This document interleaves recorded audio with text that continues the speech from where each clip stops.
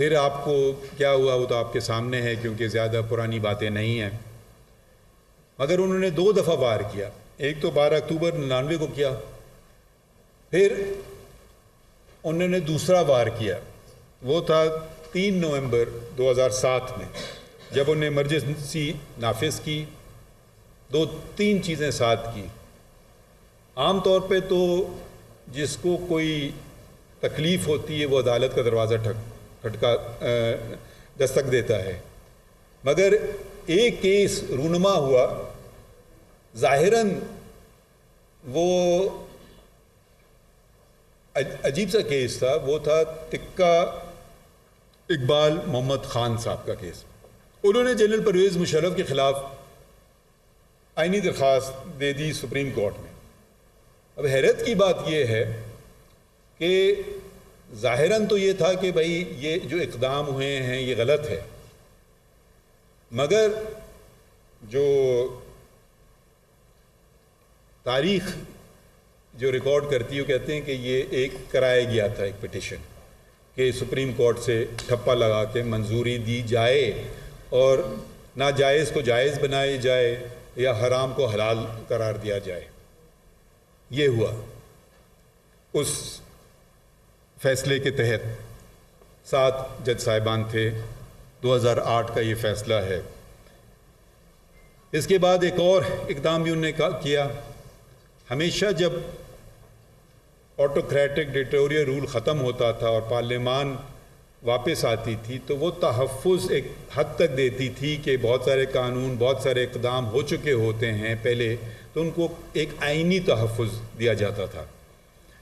Article 270A 270AA تھا جب ضیاء الحق کا زمانہ ختم ہوا تھا. مشرف صاحب نے خود اپنے آپ کو آئینی تحفظ دے دیا. وہ شق تھی آئین کی 270AAA. اب یہ بھی ایک عجیب عجیب چیزیں ہوتی ہیں. آپ لوگ اگر آئین کو مقدس سمجھتے ہیں تو جو بڑے نامی گرامی وکیل ہیں وہ شاید ان کے دلوں میں اتنی محبت نہ ہو، کیونکہ ان کی جیبوں میں فیسیں جاتی ہیں. یہ بنیادی چیزیں ہیں، مگر وہ جس طرح سے آ کے بحث کرتے ہیں، اور آپ ذرا دیکھ لیجئے اٹھا کے فیصلے جو ہیں اس میں کون ان کے لیے اپیئر ہوتا تھا. ان لوگوں کے لیے یہ کوئی بہت بڑا مسئلہ نہیں ہوتا ہے کہ بڑے بڑے ججز بیٹھیں اور اس پہ فیصلہ کریں. اگر فیصلہ غلط ہے وہ غلط رہے گا، چاہے سب کے 7 جج فیصلہ کر لیں، اکثریت کر لے، ایک کی مائنورٹی اگر وہ صحیح ہے تو وہ صحیح ہے. یہ جو آج کل ہو گیا ہے کہ جی اس کو نمبرز گیم کہیں، اس سے جھوٹ سچ میں تبدیل نہیں ہو سکتا اور اس کے برعکس بھی نہیں ہو سکتا ہے. یہ آج بھی آج کے دن اگر پوچھا جائے اور آپ اس پہ اگر ریفرینڈم کرانا چاہیں، اگر ایسا ہو سکے جو کہے کہ جی محمد منیر صاحب کا ججمنٹ جو تھا وہ صحیح تھا یا نہیں، تو میرے خیال میں یہ جینیون ریفرینڈم میں شاید ہی کوئی کہے کہ وہ صحیح تھا. اور ایسے بہت سارے فیصلے ہیں، میں نہیں کہنا چاہتا ہوں، مگر یہ تاریخ کا ہمارا حصہ ہے. اگر آپ کو تاریخ دہرانا نہیں ہے تو تاریخ سے سیکھیے، اور اگر تاریخ سے اگر آپ سیکھیں گے نہیں تو تاریخ دہرائے گی. اور پاکستان میں ایک دفعہ نہیں، کئی مرتبہ تاریخ نے اپنے آپ کو دہرایا ہے اور دہراتی چلی گئی ہے. تاریخ پکار رہی ہے، سیکھو 1954، سیکھو 1958، سیکھو 1977، سیکھو 1988، سیکھو 1990، 58 2Bs والی بات شروع کی، سیکھو 1993 سے، سیکھو 1996 سے، 2 دفعہ سیکھو 1999 سے. تاریخ کتنی دفعہ میں سکھائے گی؟ 7 سبق تو دے چکی ہے. اب ہم خود سیکھیں. ہم اس وقت سیکھیں گے جب یہ جو کتاب ہے، یہ جو آپ کی کتاب ہے، یہ ججز کی کتاب نہیں ہے، نہ یہ کوئی ممبر نیشنل اسمبلی کی. جی یقیناً ہماری بھی ہے، اور ہم پہ تو زیادہ اس کا بوجھ ہے، کیونکہ آپ نے یہ حلف نہیں اٹھایا کہ اس کی ہم حفاظت کریں گے. میں نے یہ حلف اٹھایا ہوا ہے کہ میں اس کی دفاع اور حفاظت کروں گا، مگر اس کا یہ مطلب نہیں ہے کہ آپ اس کے پابند نہیں ہیں، کیونکہ اس کی آرٹیکل اس کی شق 5 کہتی کہ ہر شہری اس کا پابند ہے. نہ صرف ہر شہری پاکستانی بلکہ ہر غیر ملکی جو پاکستان میں موجود ہے اس پہ بھی یہ حاوی ہے یہ کتاب. اگر وہ نہیں مانتا ہے پھر اس کو پاکستان آنے کی ضرورت نہیں ہے. تو یہ اہم چیز ہے. ہم نے دیکھا کہ جب ہم نفرتوں کے بیج بوتے ہیں اور پھر کیا پاتے ہیں. اب جو گزر گیا تو گزر گیا، مگر میں ہمیشہ فیوچر کی طرف دیکھتا ہوں، اور فیوچر کی طرف ہم سب کی یہ ذمہ داری ہے کہ آئین کا ہاتھ کبھی نہ چھوڑیں، کیونکہ یہ ایسا تحفہ ہے جو دوبارہ آپ کو نہیں ملے گا. اس پہ بڑے وار کیے گئے، مگر یہ اچھا لفظ کیا ہوگا ڈھیٹ کا ریزیلینٹ میں سوچ رہا تھا، مگر اردو میں کیا لفظ ہوگا بہتر. مضبوط یا جس پہ بڑے وار کیے جائیں اور پھر بھی کھڑا ہو جائے، اس کا بڑا حوصلہ ہے آئین کا.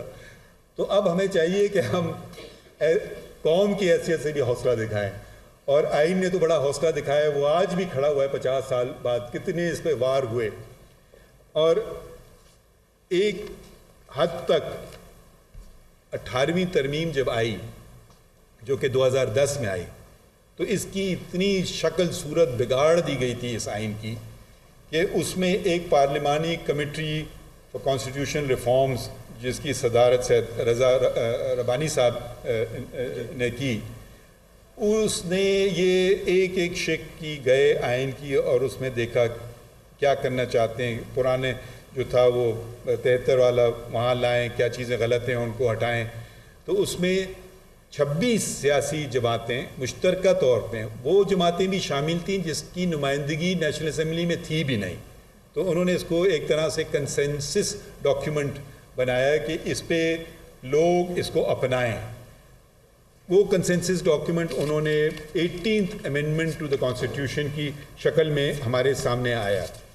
18th امینڈمنٹ جو کانسٹیٹیوشن کا ہے، اس نے کوشش یہ کی کہ جو غلطیاں تھیں وہ ان کو پرانی غلطیوں کو ادھر سے ہٹائیں. 58(2)B جو تھا اس کو ہٹائیں. وہ فیڈریشن کو مضبوط بنائیں اور ساتھ ساتھ صوبوں کے اختیار بھی. تو انہیں 17 منسٹریز ڈیوالو کی صوبوں پہ. کنکرنٹ لسٹ جو آئین میں تھی اس کو ختم کیا کہ یہ وفاق بنا سکتا ہے، قانون سازی اس پہ کر سکتا ہے. باقی پہلے ہوتا تھا کہ دونوں کر سکتے ہیں، تو انہوں نے کہا دونوں والا شق ختم ہو گئی. وفاق کر سکتا ہے، باقی سارے اختیارات صوبوں کو انہوں نے دے دیے کہ باقی سارے صوبے کریں. تو یہ انہوں نے، کیونکہ جب تک آپ سب کو ساتھ لے کر نہیں چلیں گے تو شک و شبہات جنم دیتے ہیں. شک و شبہات کیونکہ جو پروسیس جس کے تحت وہ گئے 18ویں ترمیم بنانے کے لیے، اس پہ شاید مجھے تو نہیں پتہ، شاید کسی نے کوئی انگلی اٹھائی ہو. آپ اس سے بے شک آپ کی رائے مختلف ہو سکتی ہے کہ ہاں میری رائے میں یہ ہو، میری بھی رائے مختلف ہو سکتی ہے. میں بھی شاید سوچوں کہ اس آئین میں یہ ہونا چاہیے، مگر میری رائے کی کوئی اہمیت نہیں ہے. رائے وہی ہوگی جو آئین میں لکھی گئی ہو، رائے وہی ہوگی جو 18ویں ترمیم میں لکھی گئی ہو.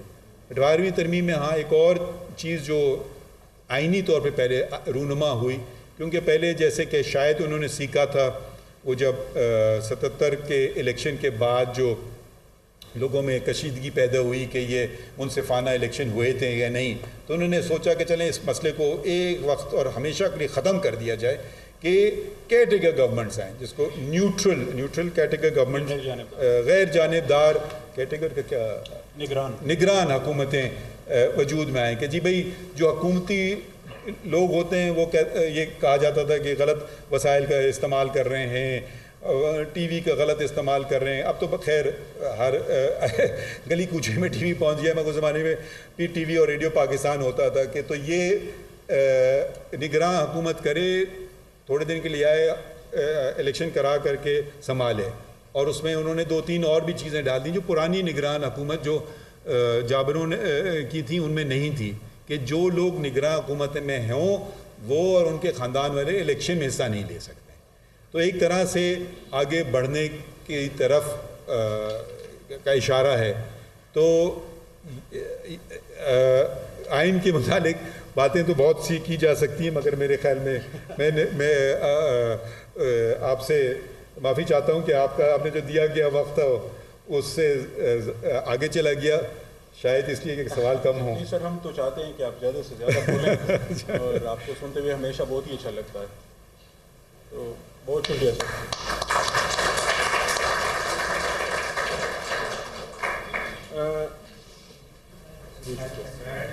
جی ٹھیک.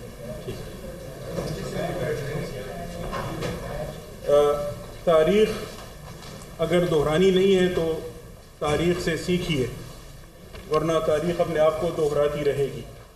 میرے خیال سے یہ ان اہم لیسنز میں سے ہے جو آج کی اس بہت ہی خوبصورت گفتگو سے ہم اپنے ساتھ گھر لے جا سکتے ہیں. اگر آپ کی اجازت ہو سر تو ہم کچھ سوالات لے لیں. بہت سارے سوالات آ گئے ہیں, کچھ میرے بھی ہیں. تو میں اس سے شروع کرنا چاہوں گا کہ اور جو بہت سارے لوگوں کے ذہن میں سوال پایا جاتا ہے کہ عام طور پر جج صاحبان